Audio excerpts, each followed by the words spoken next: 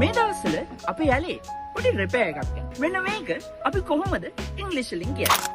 අපිට මේක කියන්න පුළුවන් විදිහ කීපයක් තියෙනවා. අපිට කියන්න පුළුවන් the canal is undergoing repairs කියලා. The canal is undergoing repairs. ආයෙ අපිට කියන්න පුළුවන් repairs on the canal are in progress. Repairs on the canal are in progress කියලා. ඔයාට ඉංග්‍රීසි ලැන්ග්වේජ් එක ගැන ඕනම උදව්වක් ගන්න කැමති නම් learn english කියලා කමෙන්ට් කරන්න. තවත් මේ වගේ lesson of the day clips බලන්න page එක follow කරන්න. lesson of the day